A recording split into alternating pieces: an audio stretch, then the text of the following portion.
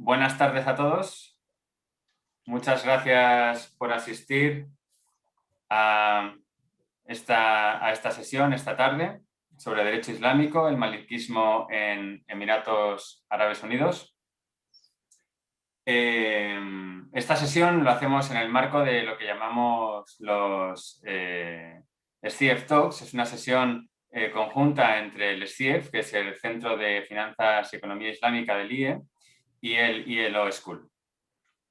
En enero yo tuve la suerte de ser invitado por la Embajada de Emiratos Árabes Unidos a una presentación, a la presentación de la revista Hesperia Culturas del Mediterráneo, y tuve la suerte de poder leer un artículo académico de Delfina Serrano, la ponente de hoy, y sobre maliquismo. Y bueno, a mí personalmente me encantó, sobre todo saber que alguien pues tuviera no sé si decir la suerte o las agallas de meterse en este jardín, ¿no? Sabemos que el Islam tiene 4 escuelas jurídicas o 5, depende de las fuentes, en el Islam suní, pero es que además tenemos el Islam chií con sus cosas, tenemos a los ibadíes, que es Omán, también con sus propias historias, tenemos el sufismo con las taricas, en fin, es un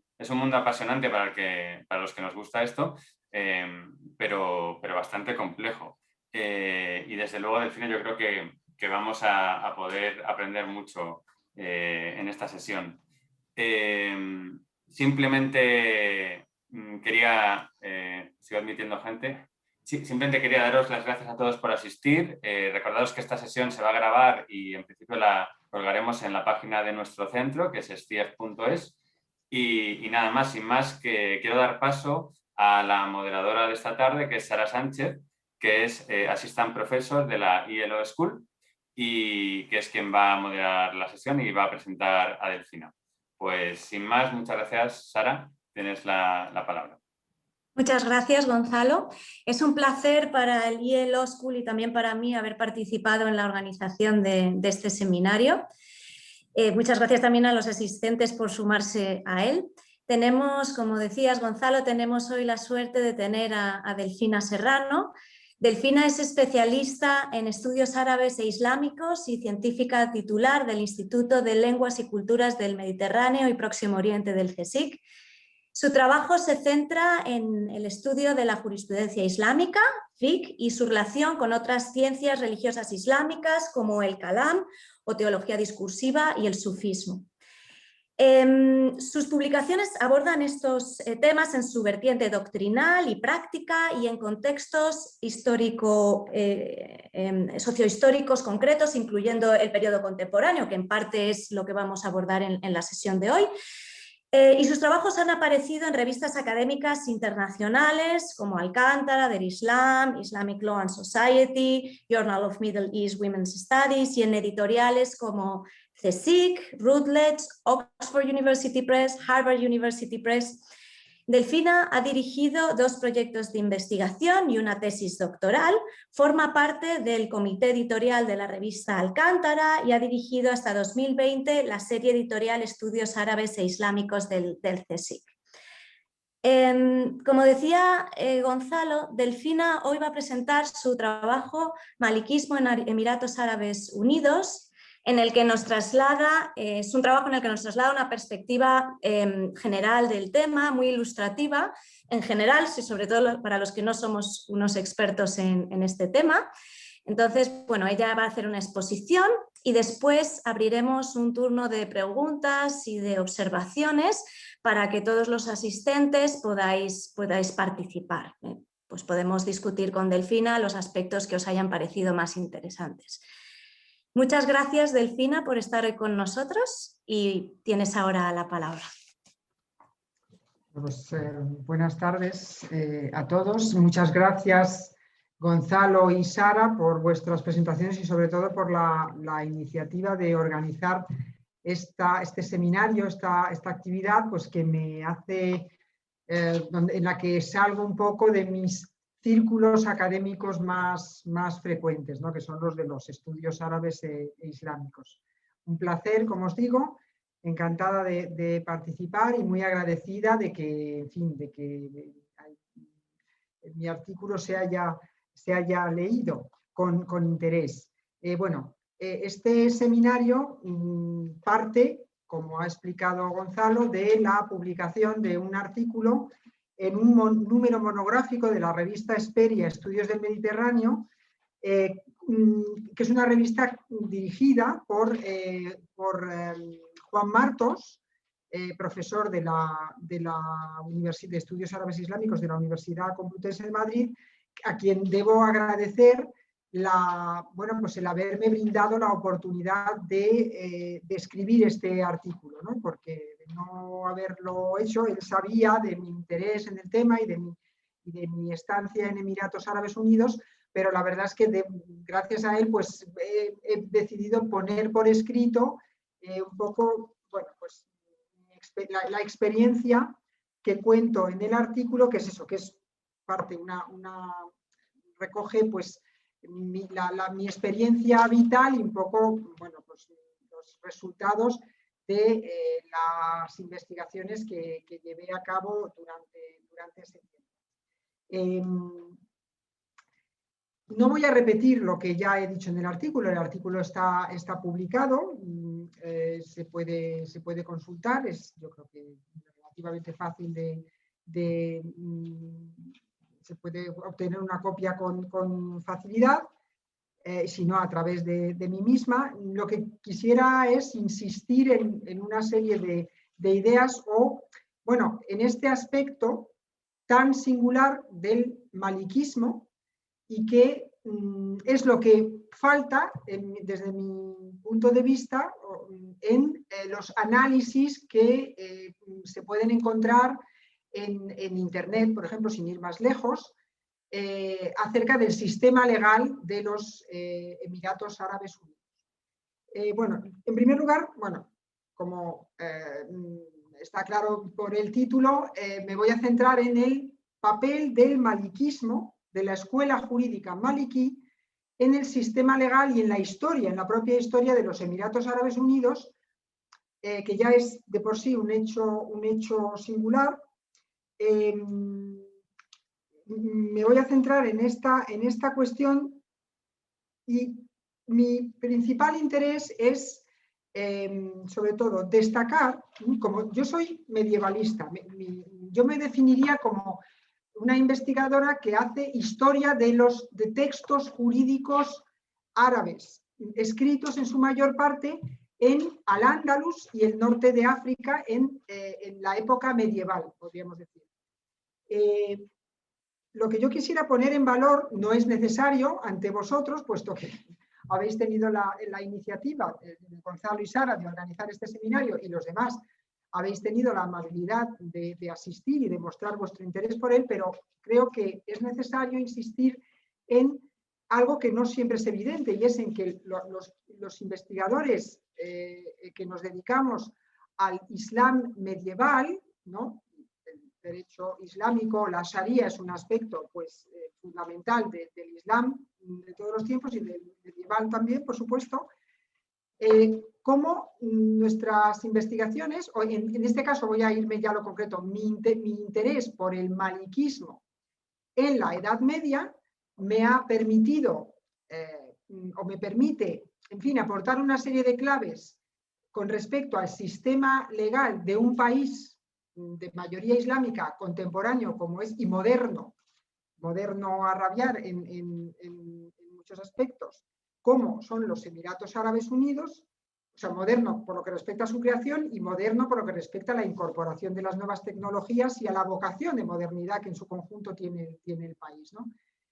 Entonces, eso me ha permitido poder decir algo, en fin, que no, sobre lo que no se había escrito antes con respecto a un país moderno, siendo yo medievalista, y viceversa.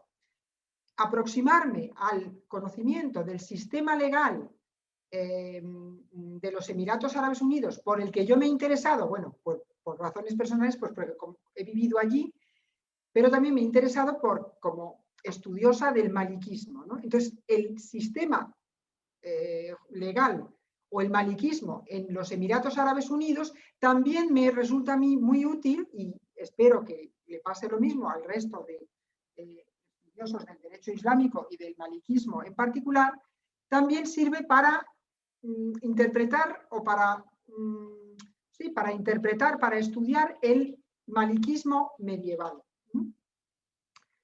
Como somos, yo entiendo, la mayoría españoles o residentes en España, o bueno, o por lo menos hablamos y entendemos castellano, bueno, pues creo que conviene aclarar que el maliquismo, la escuela jurídica maliquí, fue la escuela jurídica que estuvo en vigor en Al-Ándalus, es decir, en la parte de la península ibérica dominada por los musulmanes durante 8 siglos, también lo estuvo en el norte de África, y es el sistema jurídico, la escuela jurídica que continúa estando en vigor en los Emiratos Árabes Unidos.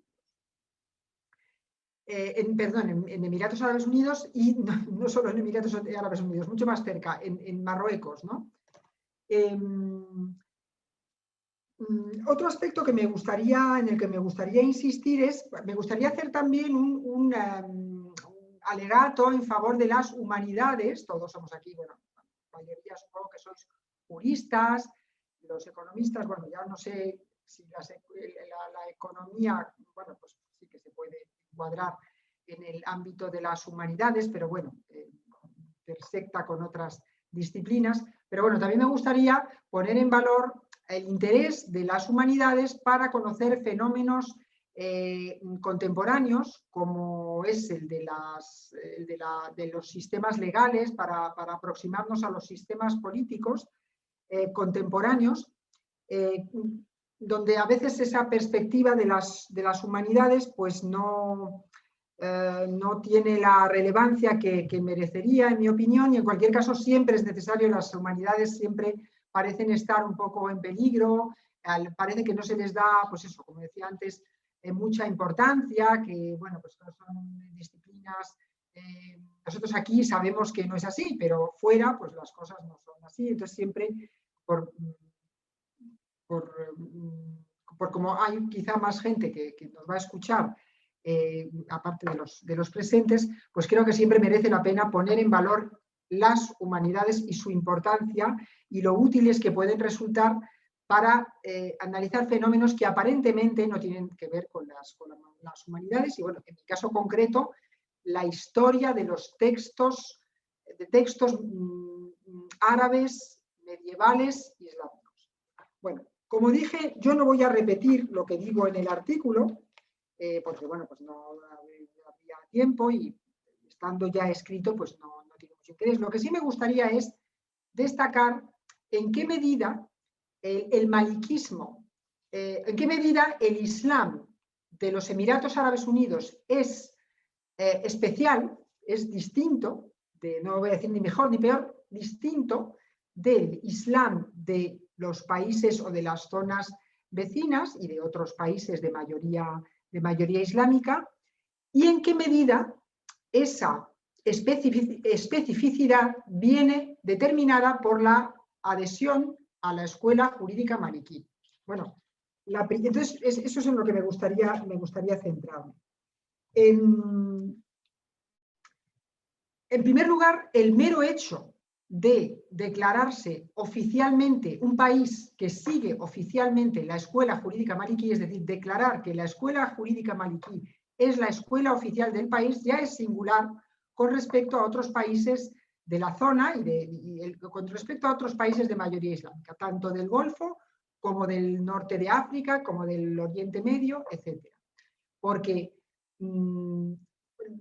la mayoría de países de mayoría islámica se declaran oficialmente países islámicos, es decir, son países confesionales, ¿no? Donde hay una religión oficial que es el Islam. No todos, ¿no? Por ejemplo, Turquía, que es un país de mayoría islámica, pero no es un país confesional, es decir, es un sistema político secular, donde hay separación entre la religión y el Estado. En el resto, esto no es así, hay una adhesión formal al Islam, es decir, una declaración de que la religión oficial del Estado es la islámica. Entonces, pero en la mayoría, no todos los países, aunque se sigue, sabemos que hay una escuela jurídica que influye más o menos, ¿no? Pero no en todos los casos se declara a una de estas escuelas jurídicas como la escuela oficial. Entonces, en ese sentido, pues por ejemplo, Emiratos Árabes Unidos pues es similar a Marruecos, que sí se declara oficial, declara que su escuela jurídica oficial es la escuela maliki, y eso además pues es otro rasgo muy distintivo de Marruecos con respecto a otros países de mayoría islámica. Pero Emiratos Árabes Unidos, como digo en el artículo, y Marruecos son dos países muy distintos, aunque están muy unidos por esta cuestión del maliquismo, a pesar de lo alejados que están geográficamente y lo distintos que son desde un punto de vista histórico. Bueno, están unidos por el hecho del Islam, pero por lo demás, yo creo que es uno de los pocos rasgos que, bueno, es un rasgo desde luego muy importante, pero en lo demás, pues se parecen bastante poco. Entonces, primera singularidad, declararse oficialmente maliki. Y luego ya veremos en qué se traduce, ¿no? El hecho de que Emiratos Árabes Unidos sea maliki. Emiratos Árabes Unidos, o sea, no es un Estado, es un Estado-nación moderno. Y eso significa que su sistema político y su sistema legal es muy distinto de los sistemas legales que estaban en vigor antes de la llegada de las potencias coloniales a Arabia y a Oriente Medio. Es decir, antes es un sistema que difiere radicalmente de los sistemas legales premodernos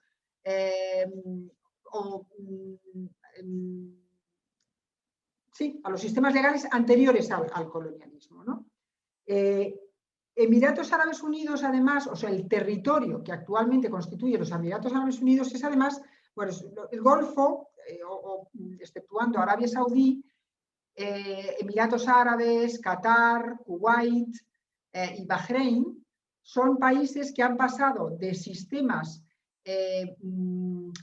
casi que con una aplicación de la justicia que recuerda más al ante-islam que a los propios sistemas clásicos de Sharia, han pasado de ahí a la modernidad, ¿no? O incluso en algunos casos a la posmodernidad, ¿no?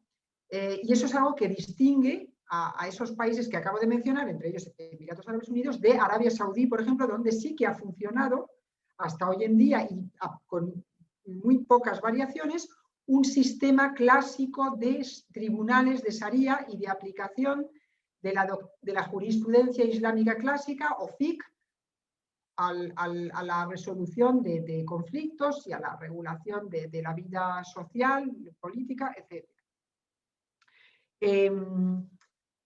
Emiratos Árabes Unidos hace de su adhesión al maliquismo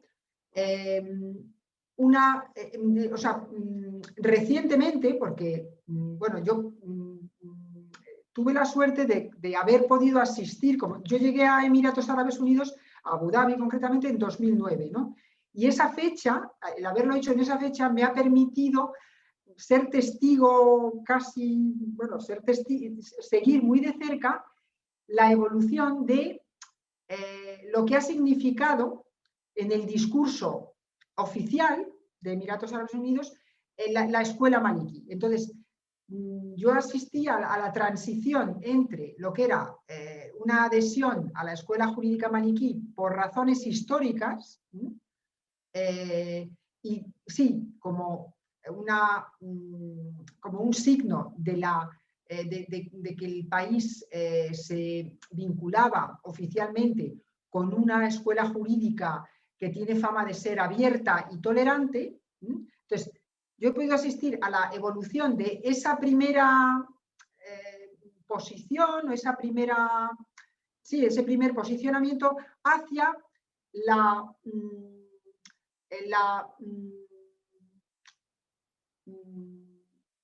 hacia el recurso al maliquismo como un componente esencial de la identidad nacional emiratí. Y esto ha sucedido, este proceso se ha visto muy claramente en los últimos 10-11 años.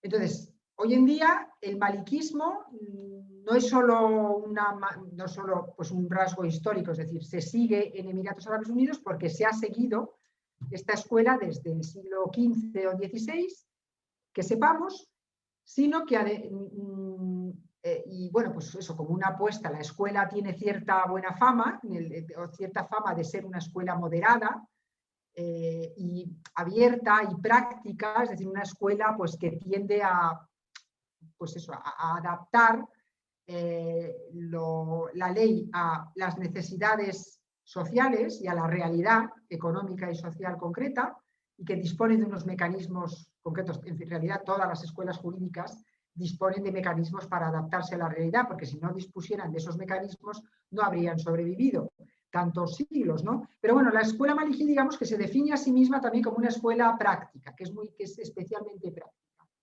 Entonces, de ahí se ha pasado de un argumento histórico y de un argumento de tolerancia, tal, hemos pasado a que el maliquismo sea el pilar fundamental de la identidad religiosa emiratí, ¿no? Del Islam emiratí, y a su vez ese carácter distintivo del Islam emiratí pues es un pilar fundamental de la identidad nacional emiratí.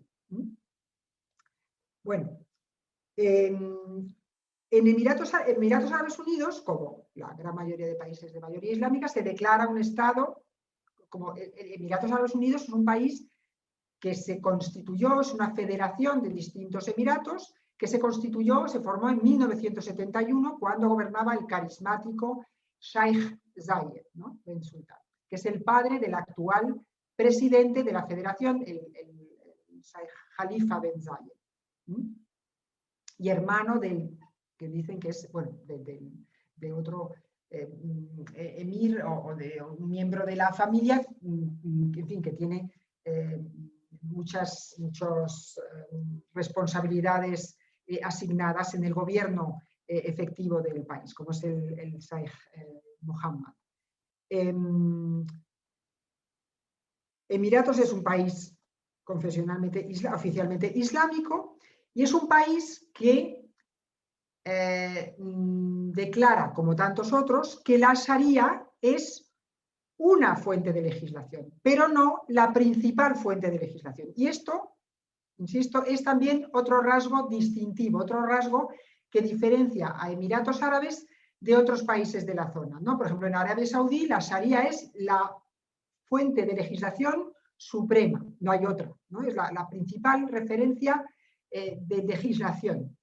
En otros países, la Sharia es, por ejemplo, Egipto, nominalmente, en Egipto la Sharia es la principal fuente de legislación. Otra cosa luego es en qué se traduce eso exactamente, pero en Egipto, en principio, la Sharia es la principal fuente de legislación, la fuente de legislación superior. En Emiratos Árabes Unidos, la fuente de legislación superior son los códigos legales que están promulgados a iniciativa del Estado emiratí, de las instituciones del Estado, y no a iniciativa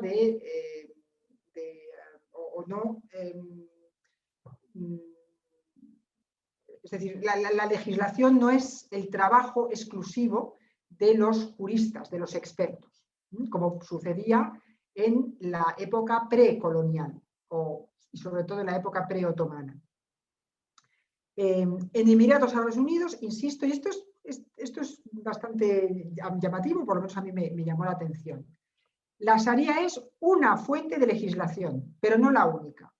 Están los códigos que se pueden basar, algunos de ellos se basan en la jurisprudencia islámica clásica, y a eso se le dice, porque los términos Sharia y jurisprudencia se utilizan como sinónimos, aunque no lo son, pero bueno, los códigos, por ejemplo, el código de familia, pero es una codificación, una fijación de la jurisprudencia islámica maliquí sobre el tema, pero no es lo mismo un código que la jurisprudencia maliquí.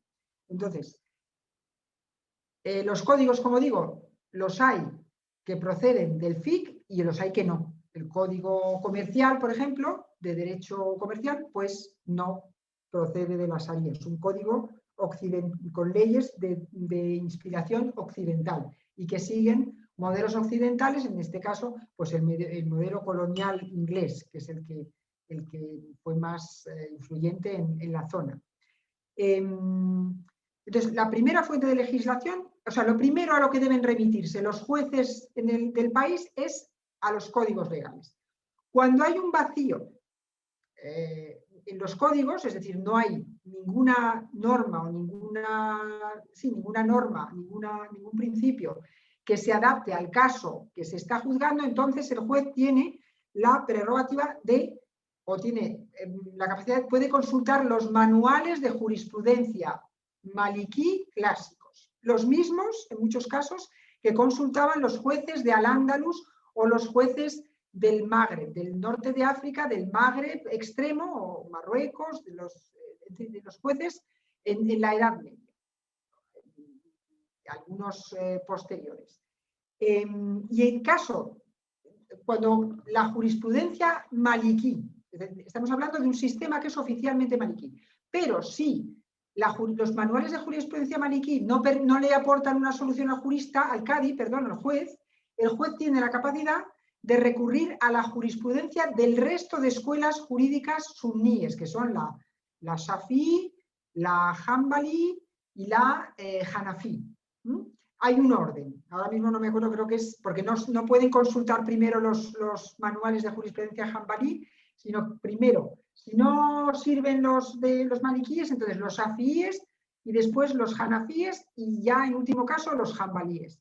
Y si no hay solución ninguna tampoco de esta manera, pues entonces pueden recurrir a la costumbre.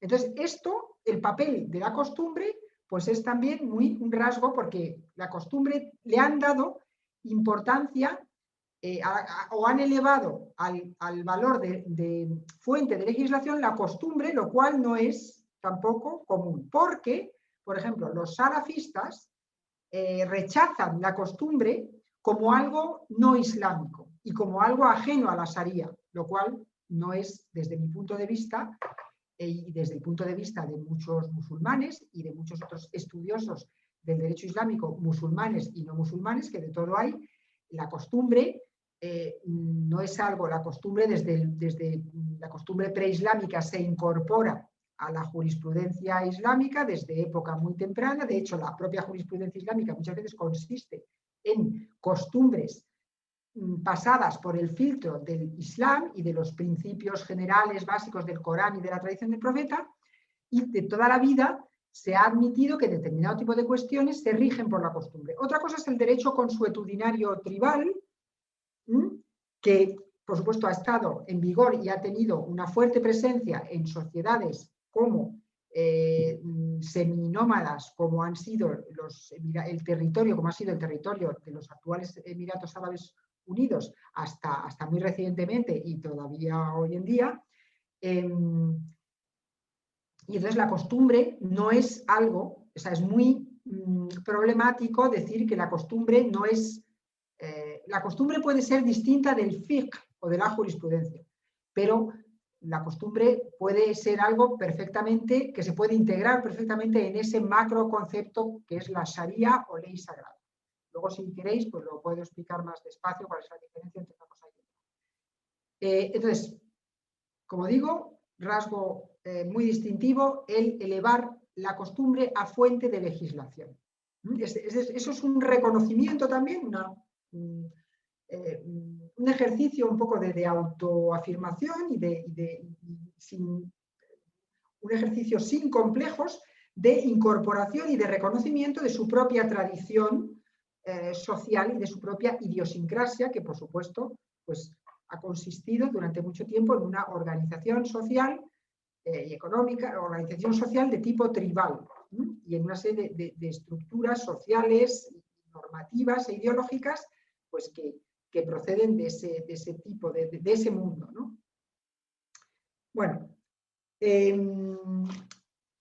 estas son las fuentes de legislación de un país como Emiratos Árabes Unidos, cuyo sistema, desde luego, es más complicado que todo esto, porque,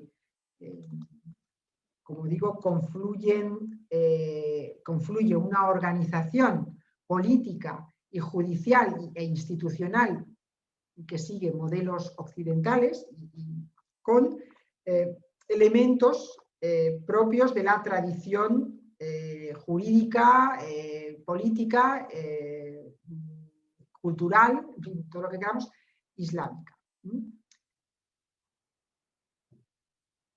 Otro rasgo distintivo, que quizá no tiene tanto que ver con el maliquismo, sino que es algo propio aquí del país, es que, a diferencia de los países, de otros países vecinos,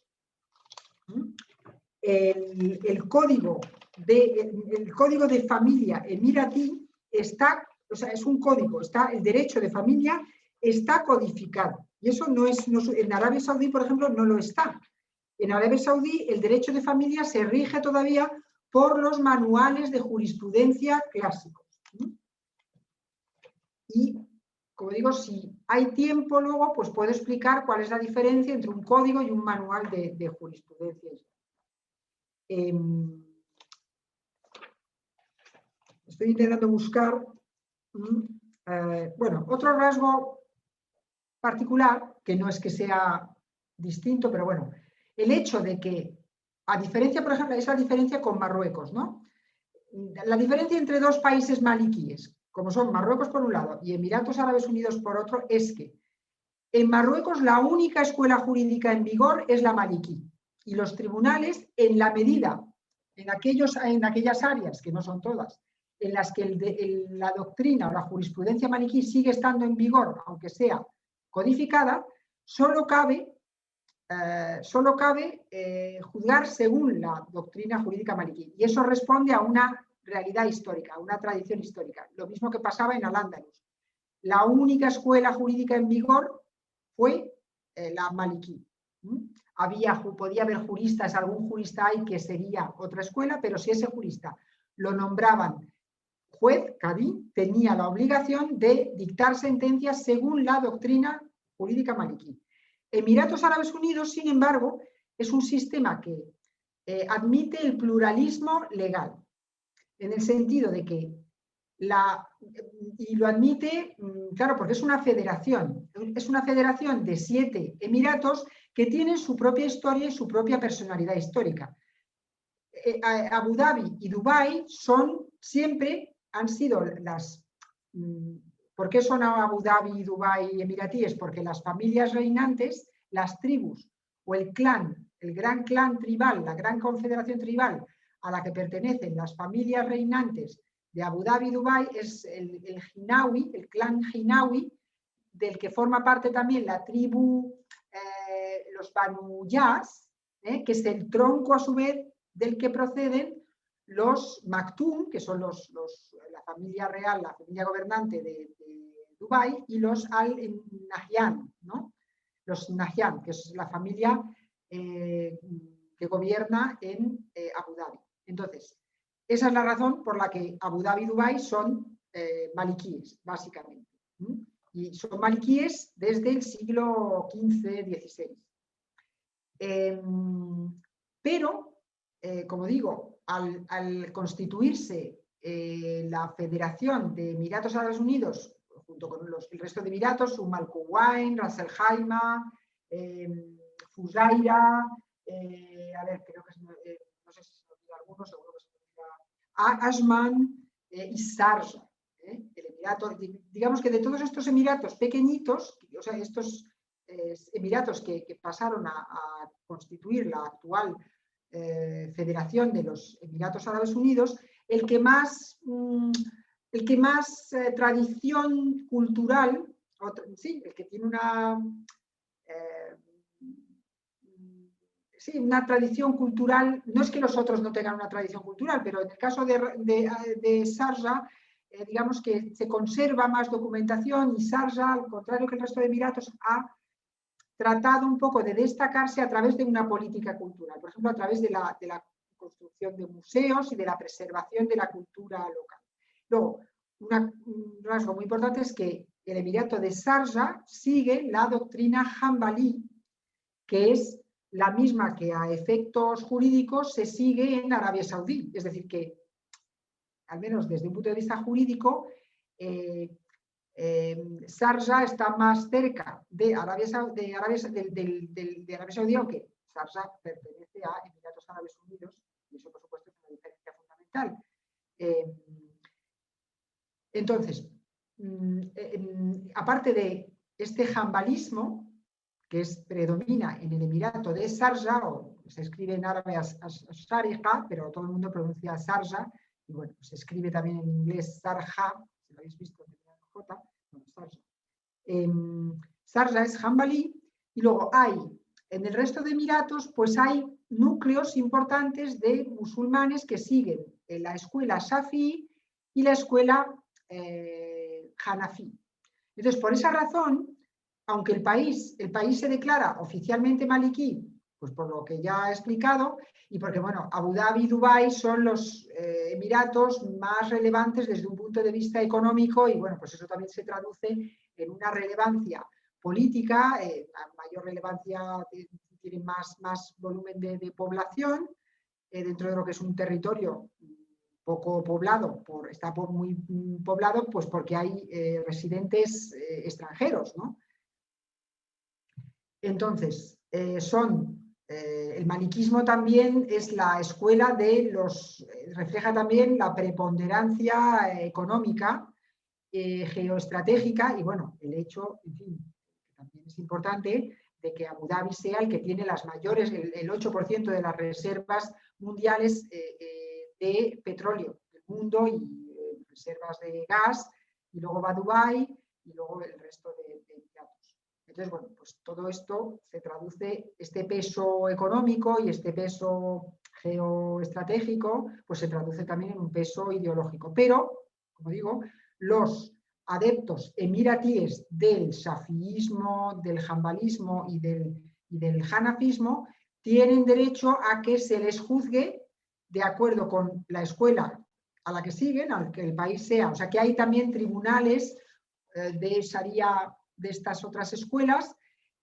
Entonces ellos pueden elegir que se les juzgue de acuerdo con la doctrina de su escuela en aquellas áreas en las que la doctrina jurídica clásica está en vigor, que no son todas, como he dicho.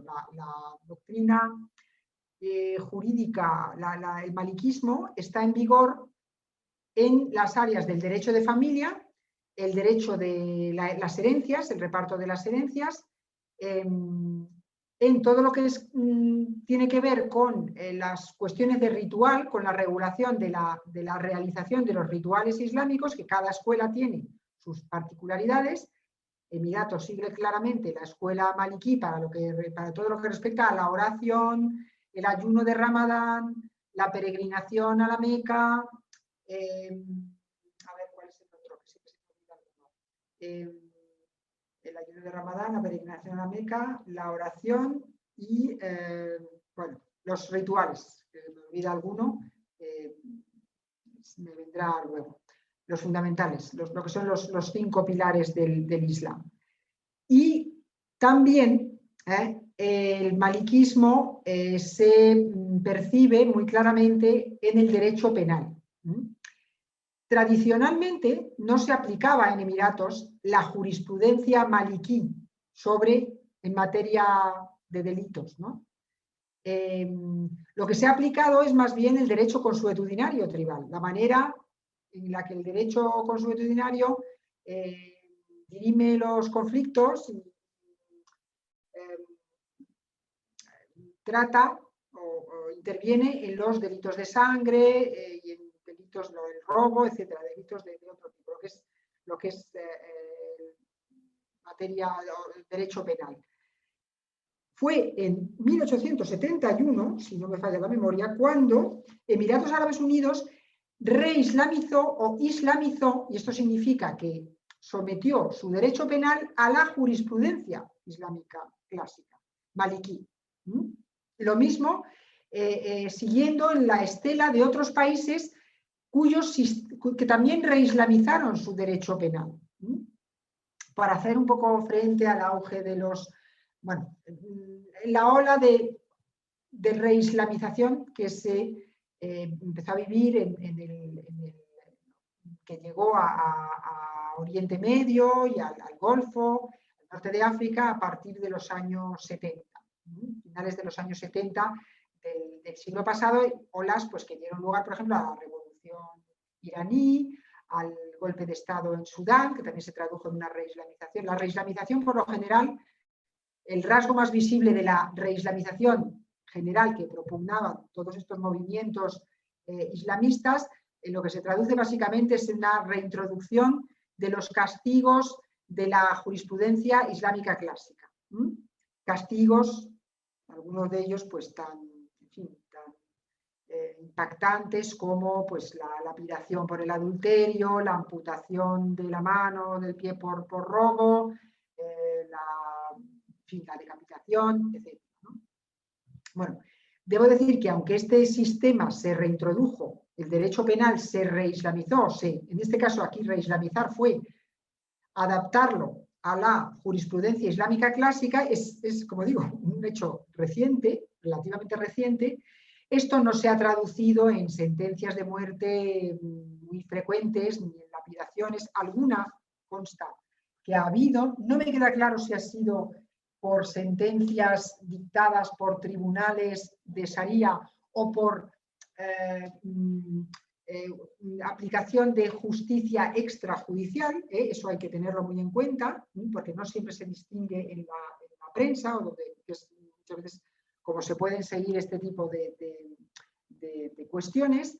Entonces, el hecho de que estos castigos tan impactantes y que por supuesto se asocian al Islam, por eso se reintroducen muchas veces y por eso se insiste en ellos, aunque luego no siempre se apliquen.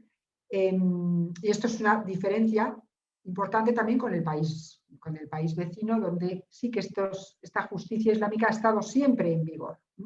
Nunca se ha dejado de aplicar.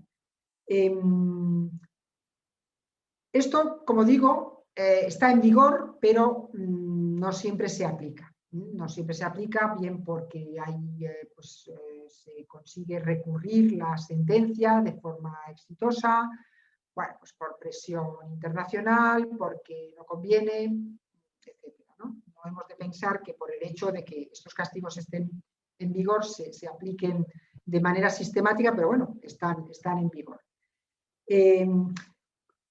Entonces, ya entro en el capítulo de las... He empezado por el derecho penal, pero bueno, hay otras especificidades maliquíes muy curiosas. Voy a empezar por las del derecho penal, por ejemplo. Notamos que Emiratos Árabes se rige o sigue el derecho penal islámico clásico maliquí, porque, por ejemplo, se considera que el embarazo de una mujer que no está casada o que no está casada en el momento en el que se evidencia su embarazo, eso se considera prueba de haber cometido el delito de fornicación. Y ese delito, en el caso de una mujer que ya ha estado casada previamente, aunque no lo esté en el momento, se castiga con la lapidación, que es un castigo, en fin, que conlleva la muerte. En el caso de una mujer soltera, podríamos decir, el delito se castiga con 100 latigazos.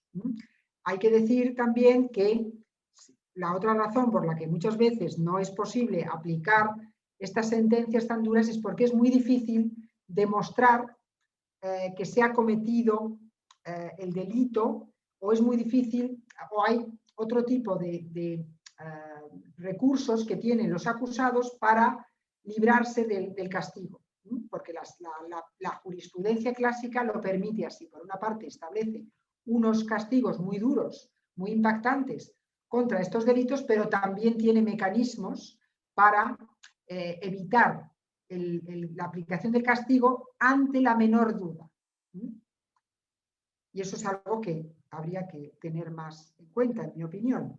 Y probablemente es lo que explique también por qué no se han aplicado las penas, y es decir, eso indicaría que se ha seguido la jurisprudencia islámica clásica en la medida en que se han tenido en cuenta todos los peros, todos los requisitos.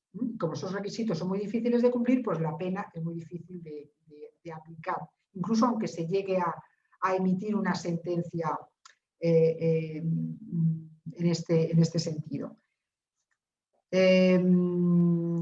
Otro rasgo que curiosamente me confirmó, porque yo tenía mis dudas, pero uno de los juristas de la Academia Judicial de Abu Dhabi, que daban clases en el instituto, bueno, lo diré en inglés que me sale más rápido, Institute for Islamic World Studies, que es donde hice, de la Zayed University, que es donde hice una estancia de investigación gracias a una beca de movilidad, a una ayuda de movilidad del Ministerio del MINECO en aquel momento.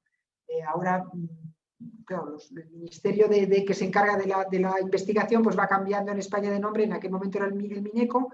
Yo obtuve una ayuda de movilidad, hice una estancia de 6 meses de investigación en este instituto de la Zayed University. Entonces, claro, la ventaja era que allí daban clase los juristas que forman a los futuros jueces de Abu Dhabi en este caso, pero también hay una academia similar en Dubái, a los futuros jueces y les daban clases de derecho islámico, de jurisprudencia islámica clásica y dentro de esa jurisprudencia de doctrina maliki. Entonces, para que alguien pueda ser acusado, para que alguien pueda ser condenado por el delito de adulterio, es necesario que se presenten 4 testigos presenciales varones y 4 testigos que además sean de una reputación irreprochable, que es difícil, 4 testigos que hayan presenciado. Veo que está entre los participantes Isabel Toral, una compañera a la que agradezco su presencia, que ya me ha escuchado hablar de este tema varias veces y de hecho tenemos un trabajo todavía conjunto que tenemos que hacer, sentarnos a escribir algún día. Bien, pues para que ese castigo se pueda aplicar tiene que haber 4 testigos presenciales del delito. Y presenciales significa que hayan presenciado el acto hasta sus últimos detalles. No voy a entrar, porque me daría incluso un poco de vergüenza y creo que no es necesario, pero vamos, que tienen que haberlo visto todo, lo cual ya es difícil. Y además, otra forma de probar el delito es que el acusado se autoinculpe, reconozca el delito, pero si el acusado no lo reconoce, que suele ser lo más común, tiene que haber 4 testigos varones de reputación irreprochable, intachable, que lo hayan visto todo y que además digan lo mismo todos, que no se contradigan unos con otros. Y es importante, los malikíes, por ejemplo, distinguen entre el acusador, por una parte, la persona que denuncia, y los testigos, con los cuales el acusador no puede formar parte de los testigos. Normalmente quien acusa es quien ha presenciado el delito, ¿no?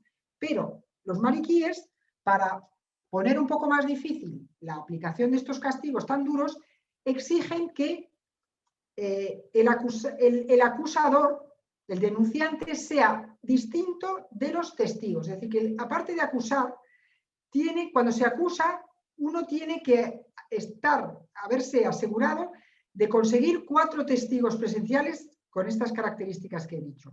Lo cual es difícil, porque si acusa y no tiene testigos, se le acusa a su vez de calumnia. Y la calumnia de adulterio tiene un castigo también muy duro, que son 80 latigazos.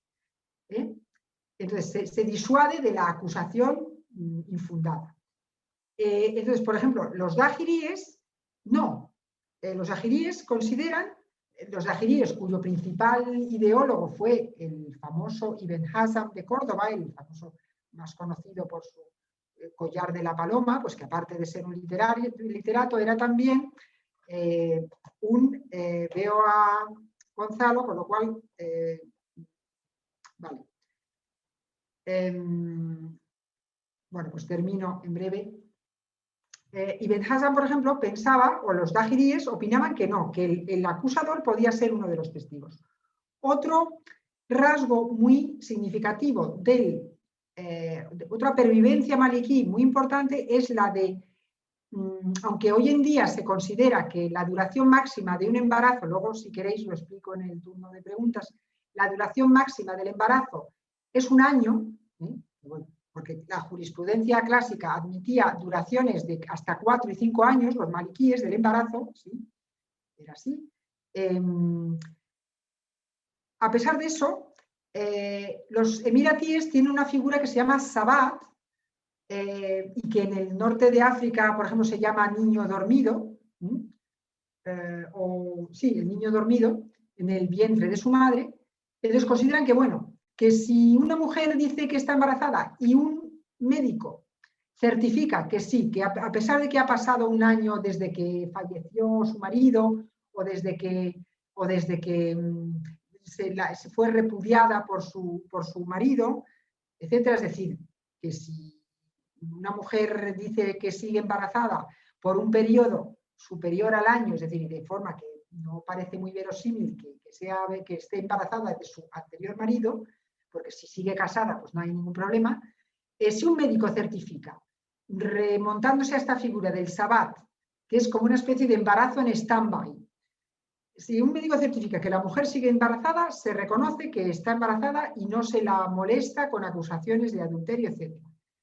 Bueno, lo voy a dejar aquí, simplemente quisiera terminar diciendo que como españoles tenemos un vínculo, ¿no? un vínculo histórico a través de la pervivencia del maliquismo en Al-Ándalus durante 8 siglos, y el maliquismo es, como ha señalado Maribel Fierro, si podemos hablar de una identidad específica o de identidad andalusí o de especificidad del maliquismo andalusí, esa especificidad viene dada en buena medida por el seguimiento del maliquismo, de la escuela jurídica maliquí. Entonces, ahí tenemos un vínculo muy bonito. Los emiratíes saben perfectamente lo que es Al-Ándalus, pero yo creo que hay mucho trabajo por hacer a la hora de mostrar un poco las posibilidades de colaboración que este pasado común nos brinda. Porque sí, Marruecos también es maliquí y Marruecos sigue siendo un país islámico, de mayoría islámica y confesionalmente islámico, al contrario que España, pero también en Al-Ándalus, que no es España, porque también es Portugal, y que no solo la península ibérica, Al-Ándalus también trascendía las fronteras de la península ibérica. Tenemos que tener en cuenta, por ejemplo, que juristas que para ellos son grandes autoridades, como Ibn Abdelbar, como Averroes, como Al-Baji, como, bueno, Ibn Hazm no era maliquí, pero era también muy importante, eran andalusíes, y esa obra se produjo en Al-Ándalus, que bueno, no vamos a hacer aquí, yo no quiero tampoco hacer gala de un chauvinismo ridículo, ¿no? Pero creo que, bueno, no hay ningún problema en insistir en que Al-Ándalus estaba en un territorio que actualmente pertenece a España y a Portugal, en fin, que tenemos una tradición cultural, que aquí pasaron cosas muy importantes, que se escribieron grandes obras, no solo jurídicas, pero bueno, estamos hablando de derecho islámico, pues me voy a centrar en las jurídicas. Pero bueno, que tenemos, como digo, un pasado común muy interesante y que eso permitiría una colaboración y unas relaciones culturales más intensas y más fructíferas, que pueden tener luego otras repercusiones, ¿no? Porque la cultura es algo que une a los pueblos, y esa unión y ese entendimiento, sobre todo con un país que tiene esa vocación tan clara de apertura y de diálogo con el resto de religiones, no solo con el resto de escuelas jurídicas dentro del Islam, sino también con el resto de religiones. Es un país que se presenta y que se define a sí mismo como un país tolerante y abierto. Entonces, pues dejo ahí esta cuestión y esta vía de colaboración tan interesante, y que, bueno, son la que los propios arabistas tenemos todavía mucho que estudiar y mucho que aprender los unos de los otros. Y bueno, pues lo dejo aquí. Sí. Muchas gracias Delfina por la exposición. Efectivamente, aquí se abren muchos temas distintos e interesantes, desde la vinculación con Al-Ándalus de la que hablabas ahora, la construcción de la identidad nacional emiratí y algunos temas que has ido apuntando de distintas ramas del derecho, penal, familia, también derecho civil y arbitraje. O sea que hay aquí un gran número de temas distintos que seguro que ahora podemos abordar, al menos algunos de ellos, con los asistentes. No sé, quizás para hacerlo más dinámico, lo mejor es que simplemente, si queréis conectar la cámara, levantéis la mano o bien pulséis el botón de Zoom de levantar la mano y conectéis el micro, así probablemente sea más dinámico. Entonces, bueno, pues cualquier pregunta, comentario, observación. Siempre es difícil romper el hielo. Bueno, pues yo desde luego tengo unas cuantas preguntas. Tengo que decir que con la exposición de Delfina, después de leer tu trabajo, algunas las has resuelto, pero me han surgido otras. Entonces, procedo yo a romper el hielo. En tu trabajo hablas, y lo has explicado también bastante bien en tu presentación, de la jerarquía de fuentes en Emiratos, ¿no? O sea, hablas de los códigos del derecho codificado, en defecto de derecho codificado de los manuales de jurisprudencia maliquí, en defecto de ellos, y nos contabas que esto es algo bastante específico de Emiratos, la jurisprudencia del resto de escuelas legales, que si he entendido bien es algo que, por ejemplo, en Marruecos no funciona de la misma manera, y por último, la costumbre. Entonces, esa jerarquía de fuentes que a mí me parece muy interesante y me queda muy clara. Sin embargo, aquí hay algunos conceptos probablemente generales que también te has ofrecido a clarificarlos un poco más, que subyacen en esta explicación de la jerarquía de las fuentes, que es el concepto de Sharia como algo más general, de los manuales de jurisprudencia FIC, y el derecho codificado, ¿no? Y con ello el propio concepto de escuelas legales. Entonces, a lo mejor podemos abrir el debate con esta cuestión, que es bastante general, y luego damos paso a preguntas más concretas. Pues muchas gracias. Sí, es lo que faltaría en el artículo, por ejemplo, pero bueno, yo al escribir este artículo, pues di por sabidos algunos conceptos, porque bueno, pues se trataba de hacer algo específico y de no repetir lo ya dicho en otro lugar. Pero bueno, yo creo que siempre conviene empezar. Lo que pasa es que en estos casos, pues eso, el tiempo siempre es menos del que hace falta para explicar todo lo que sería necesario explicar. Pero quizá habría que empezar señalando lo que es la Sharia, ¿no? Porque estos muchos países de mayoría islámica dicen que aplican la Sharia, que la Sharia es su principal fuente de legislación. ¿Qué es esto de Sharia, ¿no? Habría que empezar por preguntarse. Entonces, yo la Sharia la defino teniendo en cuenta, o desde el punto de vista de alguien que mi definición del concepto parte de lo que yo he leído en las fuentes sobre las que trabajo, que son, como he dicho antes, textos jurídicos árabes, escritos en su mayor parte en Al-Ándalus y en el norte de África, aunque no exclusivamente. Entonces, en esos textos lo que se desprende es que la Sharia, que podemos traducir como ley sagrada, la Sharia son los textos relevantes de las principales fuentes del Islam, y las principales fuentes de la Sharia, de la ley sagrada, son el Corán y las tradiciones del profeta Muhammad. Y todo eso son textos. El Corán es un texto y las tradiciones del profeta Muhammad están recogidas en gran cantidad de manuales de tradiciones, ¿no? Siempre se cita pues, los clásicos, el Sahih de Al-Bukhari y de Muslim, ¿no? Bueno, una serie de hay colecciones de hadith y hay hadices, muchísimos hadices proféticos. Entonces, dentro de esos hadices proféticos, no todo tiene un valor normativo. Entonces, la Sharia serían los textos o las partes del Corán y de la tradición del profeta que remiten o que hablan de algo a lo que el musulmán está obligado. Esa obligación puede ser de tipo legal o puede ser de tipo moral. Esa obligación legal, aquí ya podemos establecer una primera diferencia entre lo que es el derecho y la Sharia.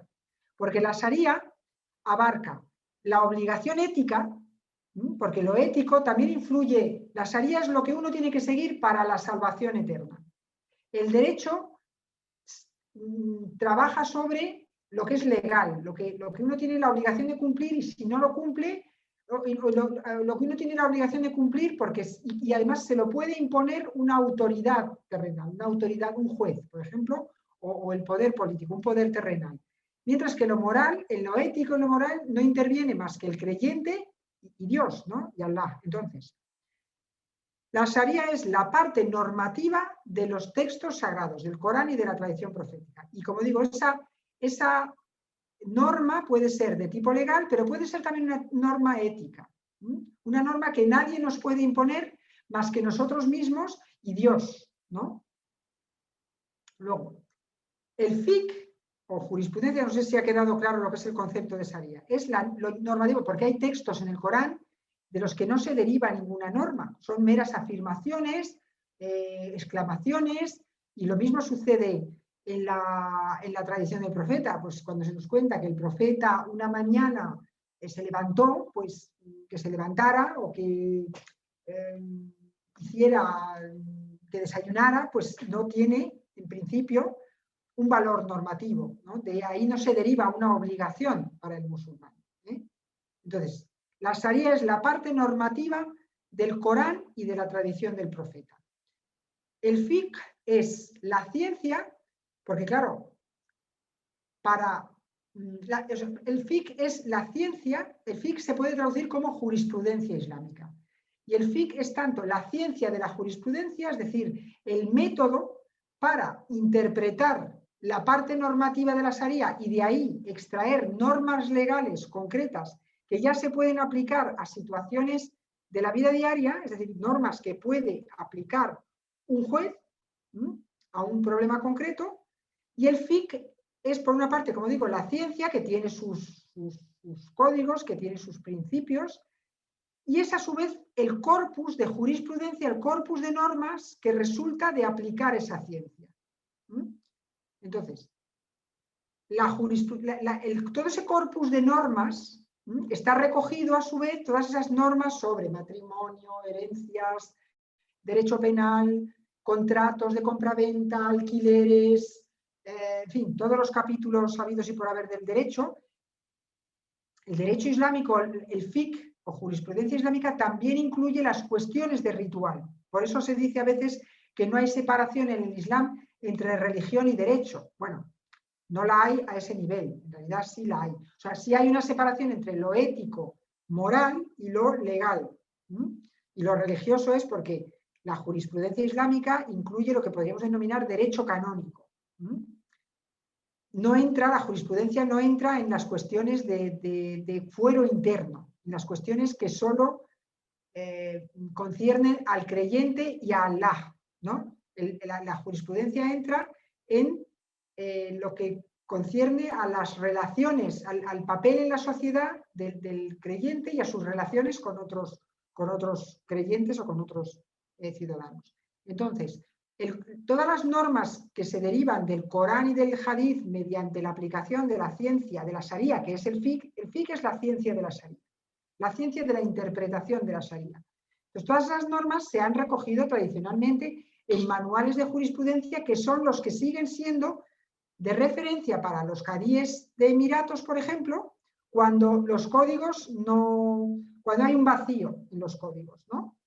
Entonces, hay una gran diferencia entre los códigos legales, cuando esos códigos, como dije antes, los códigos los hay de los que se basan en el fiqh, y luego códigos de inspiración occidental, códigos de normas que no están extraídas que no tienen una base religiosa, que no proceden de la Sharia, aunque se supone que todas las normas legales que se aplican en el país tienen que seguir los principios éticos generales de la Sharia, pero no tienen que seguir literalmente lo que dice la jurisprudencia. Entonces, bueno, los manuales de jurisprudencia son manuales en donde las opiniones se recogen sobre un tema, se clasifican por temas y se recogen opiniones, distintas opiniones de distintos juristas que a menudo discrepan entre sí. Y esto es algo que llama muchísimo la atención, ¿no? Y entonces, esas opiniones en muchos casos, a veces hay opiniones discrepantes que se descartan, pero hay otras que como están o proceden de una aplicación correcta de la metodología legal islámica, pues se admiten, son legítimas. Entonces, se admite una opinión, por ejemplo, en el caso de la escuela maliquí, el embarazo puede durar 4 años, según unos, y según otros, el embarazo puede durar un máximo de 5 años. Ambas opiniones están admitidas y un juez tiene derecho a aplicar, si lo razona debidamente, o una opinión u otra cuando se le presenta esa necesidad. Y luego, como digo, los manuales de jurisprudencia recogen las cuestiones de ritual. Bien, una codificación, las codificaciones del FIC, por ejemplo, el Código de Derecho de Familia emiratí, no recoge la discrepancia. Ya han optado, o sea, han hecho una selección y de entre las distintas opiniones discrepantes se quedan con una. Y luego, las cuestiones de ritual no están codificadas, eso va aparte, ¿no? Entonces, ¿esto qué significa? Esto es muy importante porque el hecho de que hubiera opiniones discrepantes, de que los jueces en la Edad Media pudieran dictaminar según una opinión o según otras, les daba mucha flexibilidad para adaptarse, para ser flexibles. Bueno, les daba mucha libertad, porque los que aplicaban, los que decidían eran ellos, y el gobernante de turno que les había nombrado no podía, en teoría, interferir en el uso que ellos, o en cómo ellos aplicaban la doctrina de los manuales de jurisprudencia. Mientras que hoy en día, un código, el juez está obligado a dictaminar según el código y no se puede salir de ahí, excepto donde tienen los jueces emiratíes margen de maniobra o de flexibilidad cuando hay un vacío en el código, cuando pueden decidir si aplican la jurisprudencia maliquí, la hanbalí, safí y tal, o la costumbre. Esa es la principal diferencia entre el código, el FIC y la Sharia. Queda muy claro. Muchas gracias. De todas formas, hay que tener en cuenta que hoy en día, y yo misma lo hago, se utiliza FIC, o sea, Sharia como sinónimo de FIC, e incluso Sharia como FIC codificado. Y lo utilizan los estados para decir, no, por ejemplo, el código de la mudáwana marroquí, el código de familia marroquí, hay muchos que dicen que eso es la Sharia, que Marruecos aplica la Sharia en ese aspecto, ¿no? Bueno, lo que aplica es una codificación de la jurisprudencia que a su vez es una destilación de la Sharia. Que queda claro, muchas gracias. Delfina, veo que Gonzalo ha levantado la mano. Sí. Yo tendría muchas preguntas, Delfina, porque a mí esto me apasiona desde muchos ángulos y también como abogado. Pero bueno, y estamos fuera de tiempo además, o sea que te hago 3 comentarios, 3 preguntas, ¿no? Dices en tu artículo que existe una relación entre el maliquismo y la apertura, y la apuesta de Emiratos de tratar de promover una vía moderada del Islam. Me gustaría saber si tienes algún comentario para lo que tú que has vivido ahí, que es esa vía moderada del Islam, ¿no? Esta pregunta es más política. Luego, 2 breves. Una muy práctica. Respecto a los abogados, me gustaría saber hasta qué punto y sobre qué asuntos puede un abogado extranjero ejercer en Emiratos. Y luego, simplemente como nuestro centro es hispano-saudí, y has comentado, yo lo sabía, que el derecho de familia no está codificado en el Reino de Arabia Saudí. Me gustaría saber si tú crees, intuyes o sabes si va a pasar lo que ha pasado en Emiratos, si crees que se va a codificar, porque a este respecto he tenido alguna pregunta de algunos abogados en España, ¿vale? Simplemente esas 3 preguntas. Vale, pues bueno, empezando por la primera, ¿por qué? Vamos a ver, hoy existe una cierta asociación entre hanbalismo, entre la escuela jurídica hanbalí y el salafismo. La escuela jurídica hanbalí, pues, por ejemplo, es muy restrictiva con respecto al recurso a criterios racionales a la hora de interpretar la Sharia. Los incorpora, por ejemplo, incorpora la analogía, pero con muchas restricciones.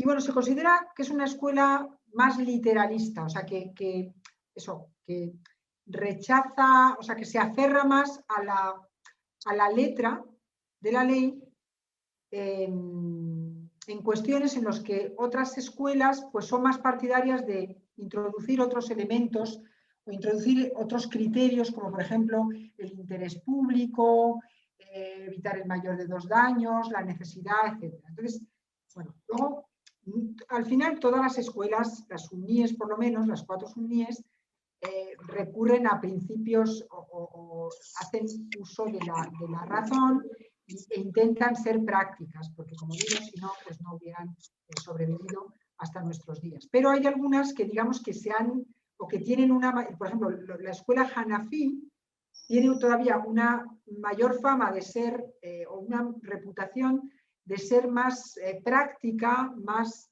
de incorporar, de estar más abierta a la incorporación de criterios racionales respecto, por oposición a los criterios, a la letra de la ley, cuando, en fin, para dar flexibilidad un poco al sistema.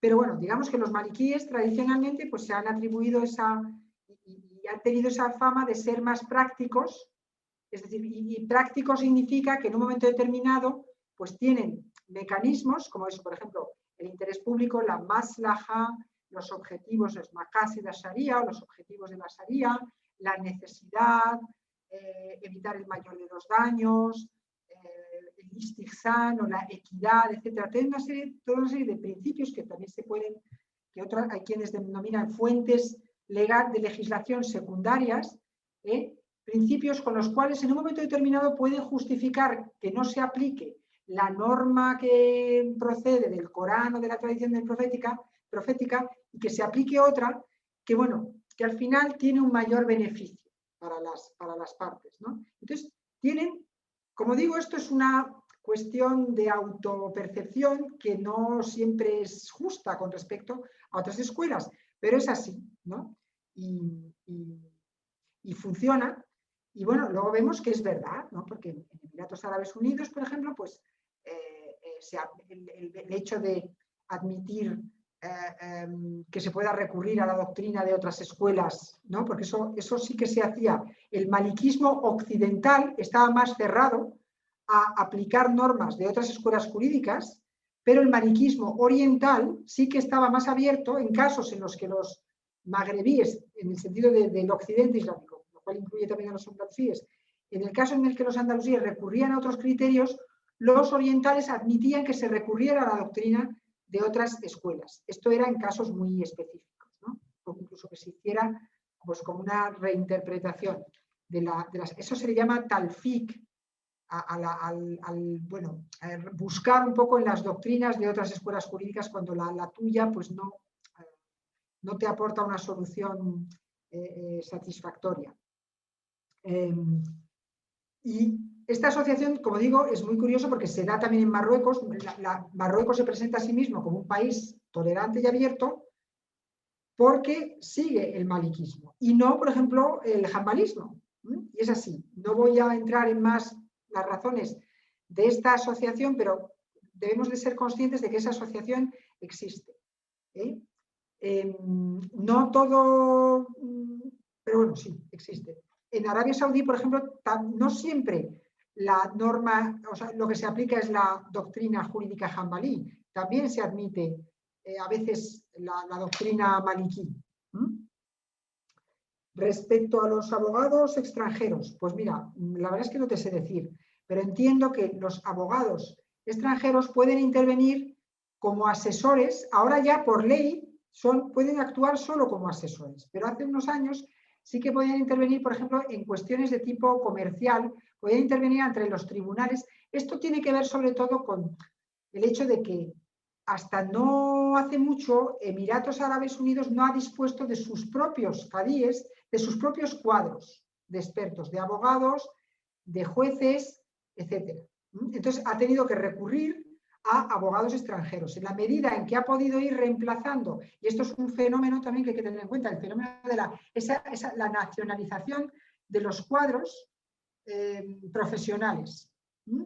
que es algo que se está haciendo. Yo creo que todavía están en ese proceso porque no se puede hacer, no disponen de capital humano suficiente para reemplazar a todos esos profesionales que incorporaron, que emigraron al país a partir de, sobre todo a partir del descubrimiento y la explotación del petróleo, pero la tendencia es hacia a contar con sus propios expertos, y esto incluye también a los abogados.